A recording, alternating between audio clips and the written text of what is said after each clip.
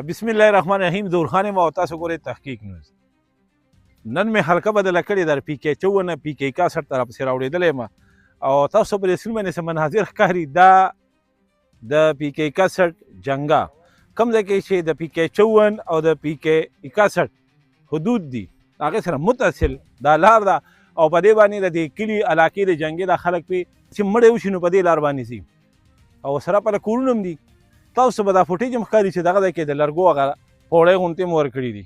ډېره یو خطرناکه لار ده او دا خوړ به هم تاسو ته په دې سکرین باندې ښکاري. دا کال د کاله چې بارانونه راځي او دا خوړ دغه کېږي بهیږي نو ډېر ځان سره دا لار چې دی دا په ښکته وړي. ډېره خطرناکه لار ده.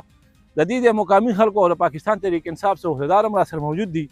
د هغوی نه به هم کوو پوښتنه چې د پاکستان تحریک انصاف په 3 ټینورو کې دا لاره ولې جوړه نه شوه. زموږ سره اوسئ. اعوذ بالله من الشیطان الرجیم. بسم الله الرحمن الرحیم. زه د پاکستان تحریک انصاف د ویلیج کونسل سینیر نایب صدر یم او دا نن چې موږ په کوم ځای کې ولاړ یو نو دا یو داسې ځای دی چې دا د میاسې د ویلیج کونسل اخري سر دی او د الو د ویلیج کونسل هم اختتام دغه ځای دی. نو چونکې دا لار چې کومه ده نو دا یو عامي لار ده، دا بره مقبرې ته تللې ده. د دې کې څونه مړي کېږي نو دا جنازه په دې غاړه باندې ځي.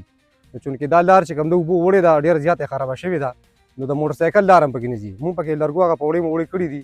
نو چونکې زه ستاسو په وساست سره دا خبره کوم چې مخکې هم دا څیزونه د حافظ صاحب چې اریګیشن وزیر و نو هغه هم دا کوله، خو زمونږ د دې ځای لوکل داسې مشران دي چې هغه ورته وایي دا میاسه ده او کله ورته وایي دا الو ده. هلکه الو او میاسه څه کوي؟ دا خو ټول د ځای خلک د بل ځای نه څوک نه راغلي. نو دې ځای لوکل خلک دی زه یم خلکو ډېر زیات تکلیف دی. جنازه چې کوم دی په دې ځای په اوږه هم نه وړی کېږي.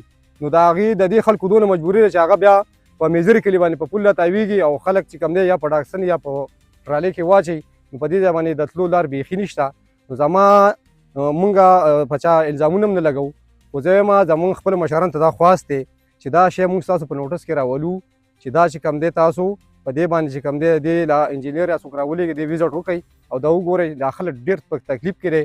او زه په یقیني وایم لکه تاسو به د بجلۍ په مد کې یا کوڅو کې یا مثال کې په سړکونو کې ډېرې پیسې لګولي، خو زه یم چې دا به تاسو د خلکو دوا واخلئ. داسې ځای دی. نو مخکې هم چې کوم حکومتونه راغلي دي زما چې خیال دی نو زمونږ د دې ځای لوکل د خلکو چې کوم دی دا د هغوی غلطیانې دي چې دا خبره مخکې مشرانو ته نه وړي. زه دا خپله خبره مشرانو ته وړم چې دا تاسو په دې باندې زر ته زره په دې باندې کار شروع کړئ. خلکو ډېر زه یم چې دوا به ترې واخلي. تاسو اعوذ بالله من الشیطان الرجیم. بسم الله الرحمن الرحیم. الله ما خوشحاله لره. میرزمان به ایمانه مخکې خبرې وکړلې او زه د میرزمان به د خبرو تایید کوم. اختشام به یې ته هم ویم، مجاهد خان ته هم ویم چې هم داسې ځایونه را دا کومه ایشو روچته کړې ده نو دا یو ډېره زبردست ایشو ده. د دې باندې له داد ورکوم زه مجاهد خان ته، اختشام به یې ته او ټولو سیاسي ګوند ته ویم چې هم داسې کارونه وکړئ چې الله د ناراضه شي. لارې کوڅې خو یو طرف ته که، خو دا ډېره اهم ځای دی، په دې باندې لږه دلچسپي والې.